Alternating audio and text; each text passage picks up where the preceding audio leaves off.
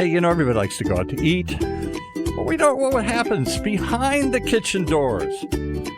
Well, today we're going to learn a little bit about it, and I don't know if I'm ready for this, Chef Pascal. Your guest is bouncing off the walls already here. I don't know what he's going to do when he bursts out from behind the kitchen doors here. Who'd you bring with you today? He can't stay being in the kitchen. They always go back and forth. I don't think he can. This doesn't look right. The door doesn't stop, you know. Keep swiveling. Chefs were always supposed to be behind the kitchen door. Nobody in your day. Nobody went out on camera. Nobody went out in the thing. Oh no! Different world. Yeah. Actually, today my guest, who is a good friend as well, and we actually pretty close, almost like family. And then the reason I really wanted to have him here is to talk about it's a new generation of chef for me, all right? Yes. And all this probably became the image of why also young people want to become chef, you know? Social media, TV shows. I agree. And food truck, whatever it takes just to get some business that you like and have passion to do. And so... and it seems to be attention is part of the game now. You were the food spoke for itself when you taught, or when you were cooking in the old days. Yeah, right? yeah, bam, bam, bam, bam, you know, just let's do it. Right. And so this is Chef Chris Tzorin. And we go back for some time. Can I stop you for 1 second? Your French accent muddled that so much, I'm not sure I heard it. Chris, and how does he say his last name? Chris Tzorin. And it's spelled Tzorin. If you want to go check him out. The T silent. Chris, The T silent. CHRIS, TZORIN. Oh, All right. There you go. All right. So, Chef, I know I could tell the story, but can you say how we met? I'll never forget how we met, Chef Pascal. This is something very special for me. Chocolate, the event. It was 2011. We were at I was at 195, and I won that chocolate mole. Yeah. It was all chocolate. Yeah. So it was supposed to be chocolate mole with the filet mignon, with queso fresco mashed potatoes, and the nopal relish right on top with microgreens and the edible flour, the orchid, my dad's signature. And where was this at? That was in downtown Anaheim. Okay. Yeah. Yes. And then the second time, when Pascal really, really signed me to Savannah Chop House, was over in it was the Celebrity Chef Challenge in the Orange County Fairgrounds. And yeah, I won Best Presentation. Yes. And I remember leaning in. Pascal asked me, "Where are you working at right now?" I said, 195 closed. He said, "Well, I have an opportunity for you. I need a chef at Savannah Chop House." Yes. Famous restaurant here, Savannah Chop. Yes. Big deal. Yes. And I don't know why, but he said yes. I would love to. What did you see in this crazy guy with all these, dare I say, tattoos on him here that you said this guy's got to be at the Savannah Chop House? Well, the tattoo thing's progressive. You know? Okay. So, and he says he's got tattoos from all the shows he's been on, Fox and all these other No, I said we're going to go there. We're going to get there. Oh, okay. Yeah, Right. we get there. And then, so from there, Chef Chris just started working for some restaurant. I was a management consulting contract, and he worked really hard. You know, these places were not easy jobs, and you did well. I was 26 years old at that time. And what Were did, you? Wow. and what did you 26. see in him? Was it that he'd won some competitions? What did you see in him that said he's got to be Savannah Chop House, a pretty upscale place? I don't know. For me, he represents the new generation of chefs who have a passion and who are eager to succeed, and also you see it to be the hard-going, not stay in the kitchen and meet people and make his name known. Yes. And he is really good at that, you know. And social media also fantastic. And Wow. I'm again to pull his mic a little closer. He's backing up. He's getting excited. Yeah. He's moving up. You can just move the mic. You can move the mic a little closer. There you go. Yeah. So There you go. So he from that he moved on and wanted to open your own restaurant, correct? Yeah. Yes, I did. And what's next? So what's next is so with this media and age, you know, I want to help out other chefs, and you know, I think restaurants are still going to happen. I still have food trucks. I still have the catering, personal chef experiences, restaurant consulting. But the real thing that I want to do is collect the media. So the media part is social media to help out other restaurants, because other chefs do not have the capability of it. And other chefs are very, very, very talented, the same way how you found me, Chef Pascal. And I was very talented, but I didn't have it until I got to Savannah Chop House. I had a PR team behind me. I did not know what the PR word was, public relations. Yes. And it was not just magazines that was on. It wasn't just social media that was on. You know, they took a hold of everything. OC Publications, Gabby Vicente, American Gothic Social, all of these PR companies that were involved with me, down to Wagstaff over there in Tortilla Republic. But that's how I ended up building my career. So I think my next step is, Chef Pascal, I have a promise to you. And I told you when you signed me that day, because I really, really wanted to. I'm the tattooed chef before there was tattooed chefs.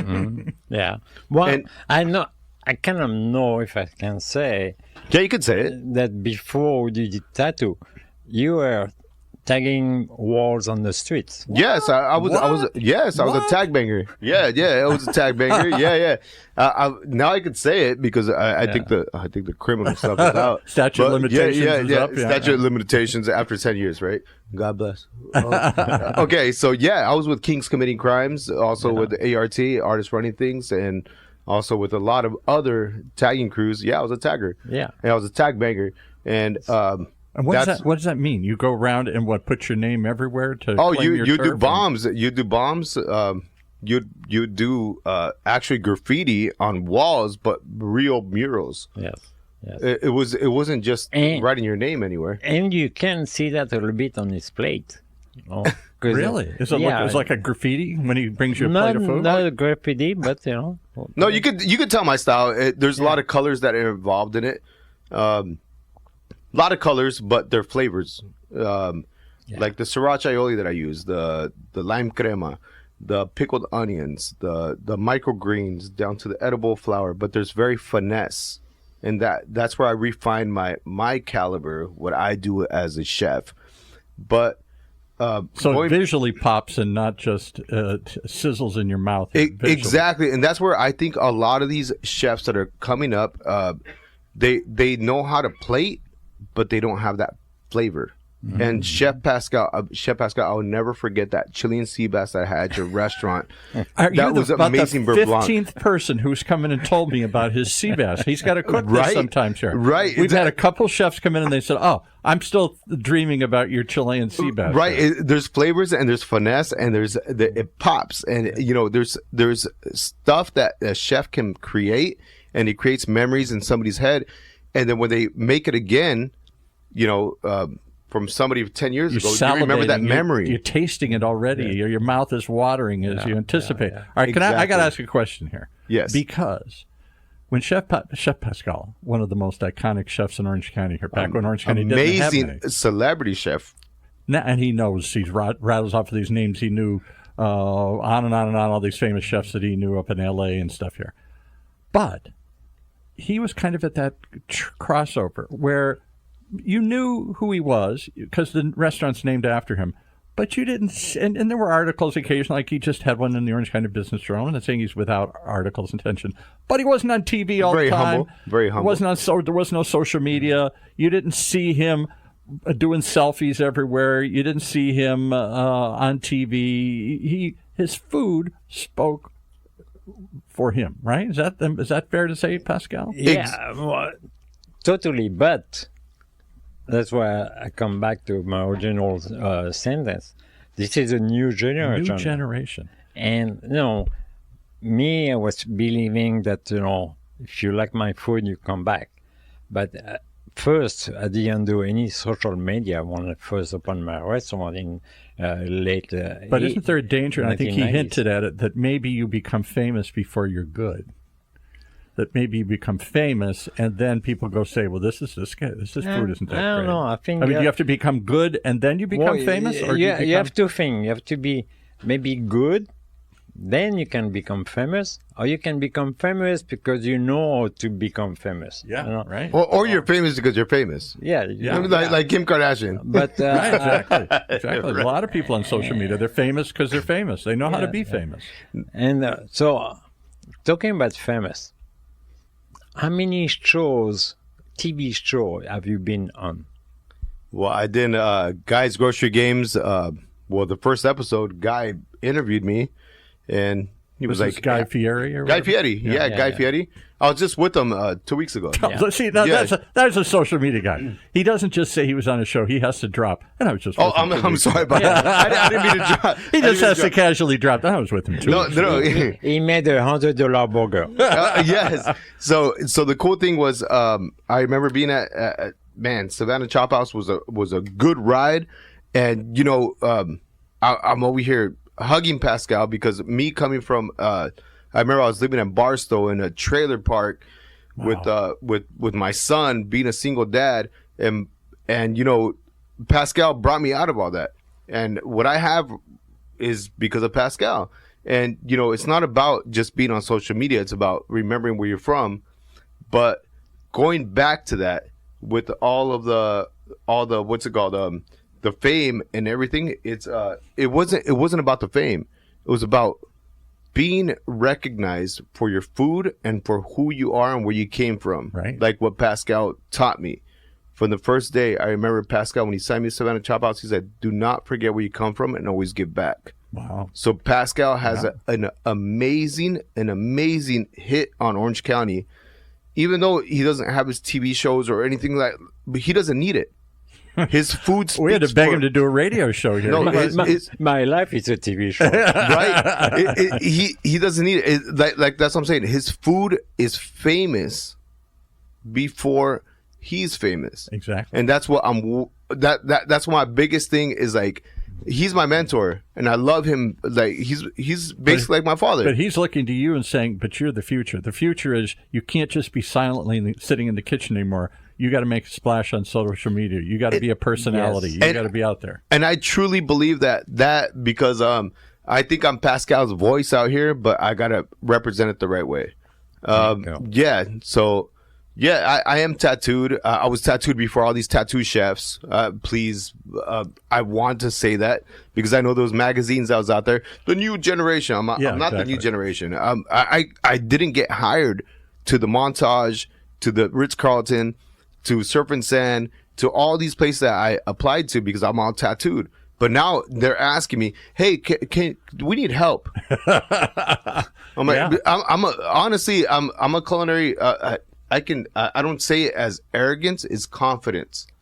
I'm a culinary badass, and Pascal found me. Can you show your tattoos right there? 2 hands. Oh, right here. It says head chef across my knuckles. Yes. These are all chef tattoos. And up the arm, up on your arm, you have what shows you've been on? You said or something? No, not yet. That's the next step. I got to give a shout out to my tattoo artist, Paul. Love you, bro. We're gonna have to get a tattoo, and honestly, I need to get a tattoo of Pascal. I think so. Okay. Maybe I get one of yours. So it's a different world today, Chef Pascal. You got to be out there. You got to promote yourself. You got to be a personality as well as put it on the plate. But you don't have to. It's your choice. Right. And, you can be still a quiet chef and, nice on the cozy restaurant or high volume restaurant, doesn't matter. But if you want to be a presence to in the world and make your own place, and then look, he's recognized nationwide now. Yeah. He went out of Orange County, and I'm sure now you're going to watch some TV cooking show to see if Chris Tzorin is going to be on it, But look at these guys like Guy Fieri and stuff. I would have never known Guy Fieri. I don't even know what his backstory is, where he came from. But now everybody knows his name. Oh, I know his backstory. It came from Flowmaster. Look at that. But you know what was crazy? When I was in Ireland, I was calling Pascal. You were in Ireland. Yeah. I was in Ireland filming Next Level Chef with Gordon Ramsey. Yes. I was Gordon Ramsay's first pick. And you know what? I got to give props to Pascal, because you know what? When I was in Ireland, I really took a knee in my hotel room, and I said, "Damn it!"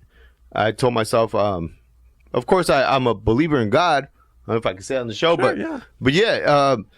I'm a good Irish Catholic. You can say anything you want in here. Okay. So I took a knee, and I asked God, thank you for Pascal, and God bless him, and please give him more time and everything, because if it wasn't for Pascal, I wouldn't be there with Gordon Ramsay. You'd be in Barstow, I'll be in Barstow in that damn trailer. Yeah. I have to say, on the show, it's Next Level. Yeah, and I would call you, right, Yeah, Pascal? yeah. I would call you, and I was in Ireland. I was like, damn, I don't know what the hell just happened, but let's keep going. And Next Level Chef. You did very well. I could tell Gordon Ramsay loved you. Really, really loved you. He's a hard one to please. Yes. Yeah, and he never yelled at me or nothing. I said, hell no. I said, I'll take off, and you know me, Pascal. I'll take off my goddamn apron, I'll throw it at somebody. And I'll be like, hell no. Like, you don't talk to me like that. But no, he loved me. Like, he loved me, and same with how you love me, Pascal. And my dad loves me. I have a big mentorship with everyone. And I think a lot of chefs need to learn off of this podcast how you got to be humble, but just let it happen naturally. And let your food speak, and then the fame will come. But do you see now, you mentioned that you applied to places like the Montage and really high class, the ultimate here in Orange County, places like that, and they were intimidated by how you look, even though you're going to be back behind the door in the kitchen. So they may not have seen you for what you could be. Now today, it almost seems like it's the opposite. He's going to bring some splash. He's going to bring some color. He's going to bring some young people into the house here. If I may say something, even though we made progress in Orange County, right, some of the hospitality institutions right, are a little bit behind in Orange County. I think so. And they are afraid of, shaking it up. Yeah, no, it's not right. The HR, that, and it's not right. If you have a passionate chef that come tattoo or not tattoo, it's still a passionate chef. And they're looking more and more for personalities. I'm surprised how many of the high, what's it cost to open a restaurant these days? Millions of dollars, especially these high-end things. It could take years to pay this thing off. I agree. And so they're trying to be conservative, and they're trying to come up with a cuisine that everybody will like and everything here. Right. But one of the things they're doing to make it more bankable, at least for the investors, is putting a name on it. I see we were at an event, the Taste of Irvine, a couple others, and this is brought to you by 4-star chef, Michelin chef, this. And I'm like, where is he? Oh, he doesn't come down here. He just designed the menu. And we put his name. They put his, his picture on the table. You know what? God bless Taste of Irvine. They turned down our chef competition. Did they? Just wanted to say that. But you know what? I truly believe that chefs these days, the upcoming ones, they need to know food cost, labor cost, more than ever. And also they need to know what's going on with the industry. Like when you wake up every morning, the same way how I do it, you got to know the forecast. Okay, is the weather bad? Okay, we're in Southern California. Okay, is people going to come to the restaurant or not? How the weekly cost. Okay, so how much the rent is. You've got to be a businessman now. You can't just be in the back, be some crazy chef cooking and then leave. No, Yeah. There's both sides of the door in the kitchen. Yeah, you the know? door swings both ways, right? Yes. Yeah, exactly. no. Well, chefs these days they expect a lot. These owners they expect like the fame. Okay, is money coming in? Okay, food cost is there, labor cost is there. Is everything down to hiring, firing the right way, and Yeah, you they don't know want any labor problems in the back and lawsuits and other sorts of things. exactly. Right? Yeah. So it's a lot for a chef these days. Do they still So- put up with all the nonsense that Chef Pascal said he had to, where people are doing drugs and drinking and partying? Do you want to go down that route? I'll tell you about it. yeah. Do you want to go down that It's up route? to you. Because that was the ugly secret behind the kitchen Well, doors. There just- was a lot of you want- just wait, Paul. He's going to say something. Do you want to talk about the dark kitchen? I'll Yeah. talk about. Okay. You know what? Anthony Bourdain said it right with the dark kitchen. No, it is true. The drugs, the alcohol, the sleeping with other women, yeah. with the cook or the chef or whoever's with one of the servers, the Dark hostess. stuff going in the back there. No, yeah. it is. That's the dark kitchen. And you know what? I think this podcast is going to hit hard because we're talking about dark kitchen. Yeah. This is not. It's not a beauty. Now we're really behind the kitchen. We're door. really behind the kitchen it's, door. it's not a beauty. I remember one day at the beach house when I was like, I was about 15 years old, and I saw, a woman's underwear inside the damn walk-in. Oh, man. And, and I was like, what the hell's this? And then, I told my dad about it because my dad ran the beach house, and then he's like, oh no. And, I didn't know somebody was going to get fired that day, but, that's the dark kitchen. The blow that's getting done downstairs inside of the The blow, yeah. yeah, the blow. And then also the alcohol that everybody, hey, send the dishwasher, because nobody will suspect the dishwasher is going to go pick up alcohol for anyone. I'm talking about beers. But, beers turn into afterwards. Everybody starts drinking at the bars, the local bars. My background is Laguna Beach. And, Laguna Beach are all the local dive bars. Right. And, the industry, everybody would go to the bars and they'll hook up. Industry nights, whatever, Monday nights or two, whatever. Every night. Not talking about one night. Every night. Because just imagine getting your ass kicked. Getting your ass kicked, getting burnt, or even the servers, emotionally distressed, and trying to, poor servers. Nobody talks about servers. And, The stress about a server when, hi, can I help you? And you know what? My water's too damn cold. Yeah. And then, and then after, you're not getting a tip or whatever, they feel bad. And same thing with the cook. Like, So it was more than just a party going on. It it became dark and kind of abusive. And Well, it's very abusive. It's PTSD. And it's also when you get really stressed, yeah. you need to unstress at the end of the night. So let's go have sex and drugs and rock and roll here. Whatever it takes, and can you share that you went through that moment, that you need to have something to? No, I'll still remember when I was a kid. When I started, I remember when I was a kid. God damn it. Okay, I'll share it. Okay, I was a kid. I remember doing my first line of cocaine, and because everybody used to make fun of me. Your dad he's a badass. He's rocking and rolling all these restaurants. He's a corporate chef, but you can't even cut an onion. And take this. Woo. Let's chop onions. And I was like 14 years old, 13 years old. And yeah, that's when everything started. And And it's, I've never been really behind the kitchen doors. I had an association with some restaurants, but I was always in the front of the house and tried to stay out of the back while whatever going on there.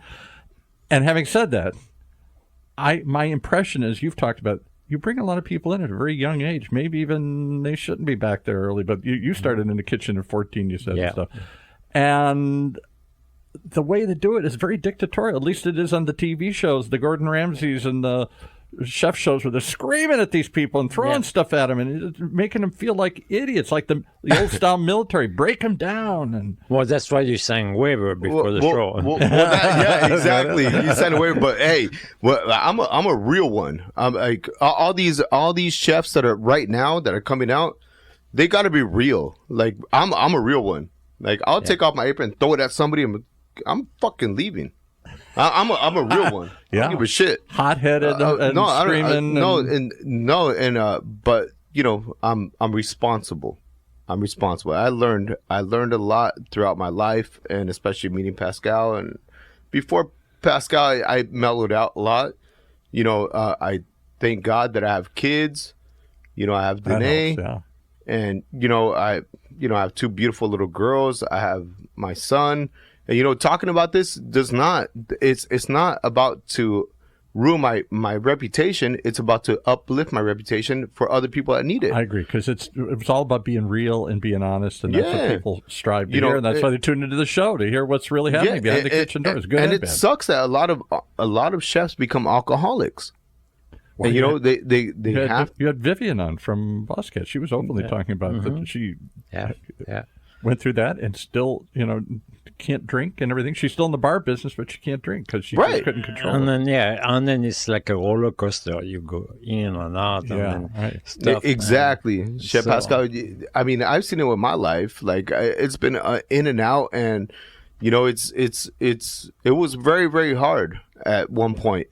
And you know, I thank God that, you know, my higher power and the people that are around me, and you know, that's why I'm still doing shows and I'm still doing a lot of things. I have to say, you are so strong to kind of fight, because I know your past life. I know your family sadness that you had, and I don't want to bring that back. No, you can bring it up. Like we're in a podcast. When your first kid, you know, passed, you know, very young, and you had to recover. I'm sure maybe you're not recovered yet from it, but I could talk about that. I remember when little Chris passed. You had see one of your children died. Oh my God! Yeah, I didn't even want to touch this here. Yeah, no, we can talk about it, because this is reality as being a chef, because nobody cares about,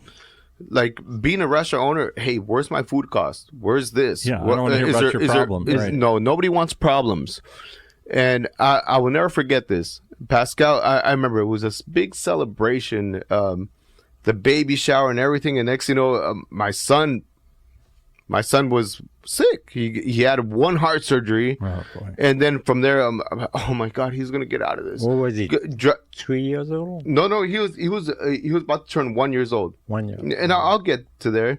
I remember Pascal was there for the baby shower, and it was a big problem that day of the baby shower. But I don't want to talk about that. No. But I remember driving to Laguna Beach all the way to Kaiser in Hollywood, but still running one restaurant in, I won't say the name of the restaurant, but running one restaurant as the executive chef, making $100,000 a year plus my bonuses. So I couldn't lose that. And then, you know, driving from Laguna Beach all the way to Los Angeles, downtown Los Angeles, Kaiser, and still for 8 months I did that. Trying to keep your son alive here. Yeah, and then still having, what's it called, my mortgage, the car payments, 3 car payments, insurance, all that stuff. Nobody thinks about that as a chef. But still having to do tequila dinners, wine dinners. I remember the day that my son had his heart surgery, I had a sold out tequila dinner. And I said, hey, I cannot go. I cannot be there. And then I remember the restaurant owner saying, what do you mean you can't be here? Yeah. I said, my son is going through heart surgery. And then, you know, the show must go on. The show must go on. And then, you know what? That's exactly what I said. And that's when I threw back a bottle of tequila. Not the whole bottle. I did take shots on the way there. And my nephew Anthony was with me, and he drove me from Kaiser, Hollywood, all the way back. And then I remember my wife at the time was like, are you fucking serious? Are you fucking serious? You're leaving us. Yeah. And I said, I got to go make this money to pay the mortgage, Pay for the all this. insurance. Yeah. And, yeah. You know what I mean? But that reminds me of the entertainment industry where everything is just, nothing matters but the show. The show must go on. yeah. I don't care what's going on, who's So- dying, how sick But you also, are. because I feel bad about that's these his chefs. character as well. That's the way he is. He's not going to stop. He's just keep going. He has a mission. Oh, what's your mission actually? He's got a What do you see? My mission is to be nonstop and just to go wherever God takes me, and that's it. I'm looking at the back of his shirt because I can see it from over here, and it says "Hustlers never Yes. quit." Yeah, that's Exactly. true. Hustlers Hey. never quit. All right, so you've gone through some really dark, troubling, difficult times. Kept going, kept working, top notch. Been on all these big TV shows. Hanging out with Guy Fieri. I love that one. Oh, yeah, I just saw him last Gordon week. Ramsey, Guy Gordon Fieri, Alton Brown. I know all these guys. Oh my gosh! So Down to where is the future? Are you? Why don't you have, or maybe you don't want to have, your place on the place that everybody like Chef Pascal, Pascal's place, where everybody came in to see him. Is you that know what? The dream? I'm just right now. The dream is free, but the hustle sold separately. That's what I say. but the you know dream what I mean? is free, but the hustle is sold separately. Yeah, All right, you know what got I me mean. with that one. I'm just chilling right now. I'm floating. Of course, I am successful right now. I'm still doing big events. Like So you're like a private chef now, or something? no. I own food trucks. Okay. Yeah. So like How many food trucks can I say? Or how there's many? three. Yeah. Three different food trucks. And what do I get when I get to the food truck? What kind of cuisine? Modern American cuisine. So anything Yeah. from modern tacos, like the Burgers, tacos, anything. burger, the smash burgers, the quesadillas, the barbecue sandwiches, and then yeah. But those food trucks, they kill it. That's all I got to say on this before I go. And that's what I was getting at, because what shocked me since Pascal started the show is I thought there was only one path. You start in the back of the kitchen. Eventually, you're either an executive chef someplace, or the dream is to have your own place, your own building, your name on the door. And that doesn't seem to be the dream anymore here. Well, he did. Or the only dream. He did. And for some reason, it's, bad partnership or things like that, things didn't stay on. But what's the name of your food truck company? Oh, it's Taste Collective. Taste Collective. Taste Collective, all right. Right. So I guess there's all these other paths. You're teaching at Saddleback College now. Do all these kids want to go on and work at a famous restaurant and then eventually own a famous restaurant, or are they want to be food truck owners and private chefs and TV show hosts and 1,000 other pathways here? Or have a private food line. Oh, yeah, right, private food chef line. food line. So there's so many options now because the good dining, home, restaurant, whatever, is growing. It's a growing market. Right. So on Food to you, but, right? Yeah, on chef now are stars. Yeah, in a big way. Yeah. So if you have a signature dish you take home, it's made by this chef and this chef, that. And you watch TV and you watch those TV show, and the And chef. then you buy the book, and then you go to the seminars, and you do all the other there are stuff. 4 or 5 chefs in the same show. Everybody want to show as much as possible of themselves, so they get this nationwide exposure. And not just so that they'll get investors to open their own restaurant, but they'll get investors to open their own line of cooking utensils or food Yes. or food trucks or all sorts of other things. Cookbooks and Cookbooks, everything, right. yeah. So maybe cookbooks. Maybe we should do something together. I agree. Do you play up the tattoo look? It seems to be an integral part of who you are. You know what? I did play up the tattoo look. My image, being Hispanic and being in the kitchen, and a lot of. Let's be real. So far, we've been incredibly real. This is way real. beyond real. Okay, so everybody in the back of the I'm kitchen. cringing how real we are They're all sometimes here. Mexican, Guatemalan, Salvadorian, whatever. Yeah. But it's this is real as it gets. So, but is that part of your? Do you emphasize that? Is that part of your persona? I your did brand? emphasize it, but I think too much, where my mom got upset. That's what you were Say, saying. no more tattoo. Well, actually, it's kind of running out of space. Watch this. I'll take your word at that. I don't want to check the whole body here, but I'll take your word at that. Watch. This is gonna be the only call that maybe this podcast will have. Watch. Hello, Mom. Hello, Mom. Let's see how she feels. Watch. She better answer. She knows how she's listening right now. She's not picking up the I phone. feel like I speak like when on the TV show, say, let's call a friend. Yeah, exactly. What's the name of that show? Who Wants to Be a Millionaire? Right. No, but yeah, I did play off that. I did play off of that. 15 years I've been doing the show. Nobody called their mom on the air. You're the first one. No. And can you believe that? Like, nobody. I'm gonna call my dad next. No. We had the president of Disneyland sitting in that chair a couple months ago. He did not call his mom. Right. Oh, woo-wee. She said, "Do not call me in the middle of a podcast." See, there you go. There you go. Hey. But because she is so pissed off that I have my whole face tattooed. See, they mean she's watching it. Of course she is. That means she is watching. Shout out to Mom. Shout out to Mom. Okay, Adela Tzorin. Love you. Okay. Chris is doing great. See? He's on another show. He must be doing something great here. That show's going to drop around like December. Working with Guy is amazing. Working with Guy, he keeps pushing that one here. Yeah. No, if I knew Guy Fieri, I'd drop his name every 5 seconds. And then Guy told me the other day, and I was over at Guy's house, and right. And what about Gordon Ramsey? Should we talk about Will Ferrell? Yeah. Adam Sandler, Will Ferrell, and Adam. How do you know Will Ferrell and Adam Sandler? You haven't gone to my Instagram, then. I have not. I got to be there. Give us the tag, since you're talking about tagging. What's the tag to find your Instagram? No, look at one thing I do want to give a shout out to all these chefs that are coming out soon because Pascal gave me the blessing of an umbrella to give me an opportunity to be a chef, but. What I do is food trucks, number one.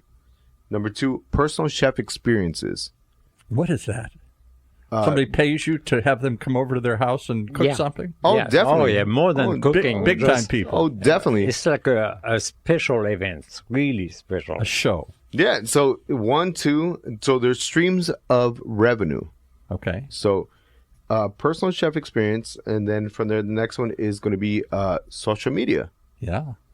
Also, restaurant consulting. Do you make any money off the social media? Do you get enough followers that people? Yes, I mean, if you really know what you're doing, you can make it happen because nobody takes food pictures like the chef. Mm-hmm. Not even a PR company can do that. And remember that, Pascal. Not even a PR company can take the best pictures of your food because Pascal has the most amazing food. I wish you would come back another time because we're almost out of time and talk about that because I don't understand the world of Instagram where millions of people are watching people take pictures of stuff and post them, or Pinterest or Instagram or any of this stuff.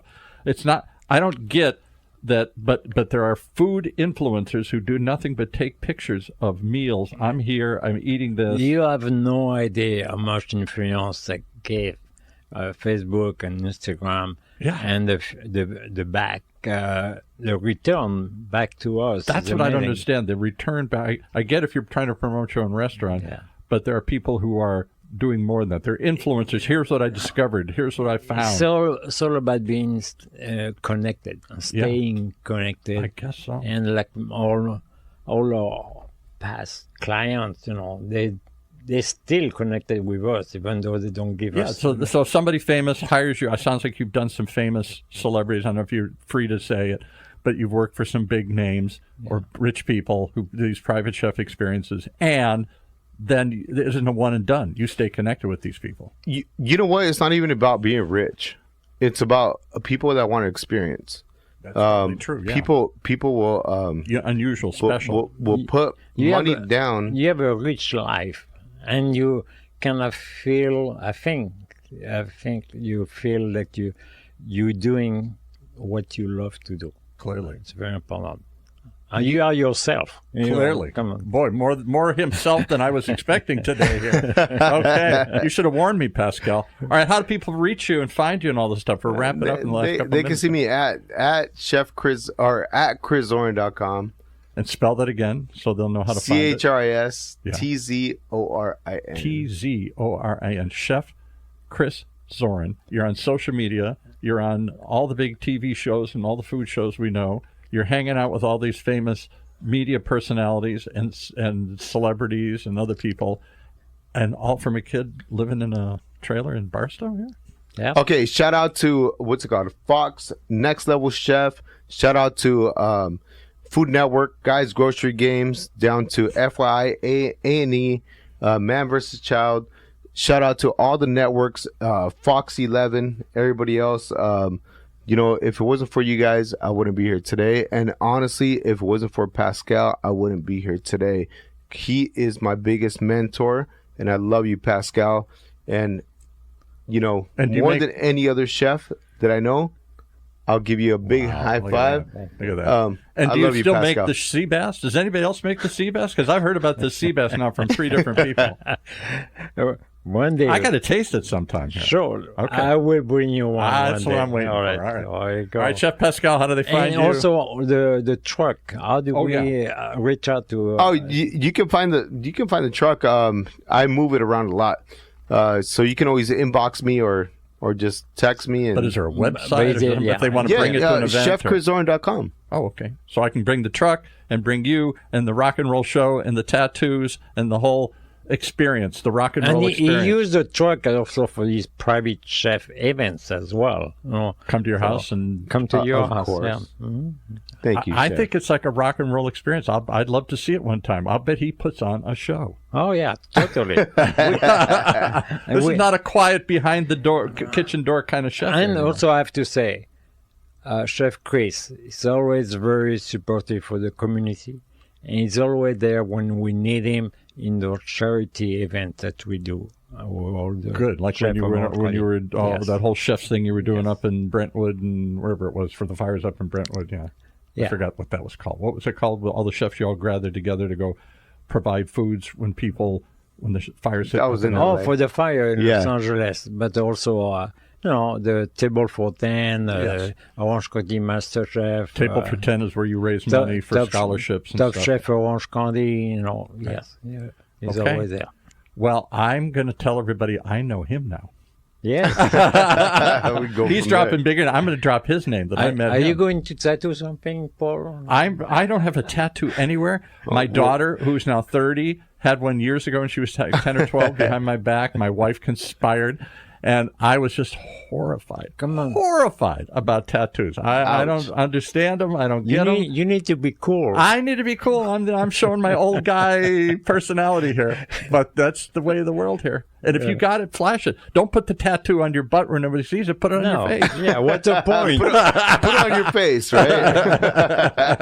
Exactly. All right, thanks for getting it. What's the website again? One more time, Chef Chris. Yeah, ChefChrisTzorin.com. All right. Go check him out. Hey, Pascal, love you. Love you too. You're a father to me. Let's keep going. You are like a son for me. This is not the end. We keep going. Love it. I'm going to cut this love fest off here. All right. Hang on. Wow. You want it real? You want to know what's really going on behind the kitchen door? That was real. We got some really other great guests like that coming on here on Orange County's only community radio station, OC Talk Radio, streaming live from our studios right here at UCI's Beal Applied Innovations.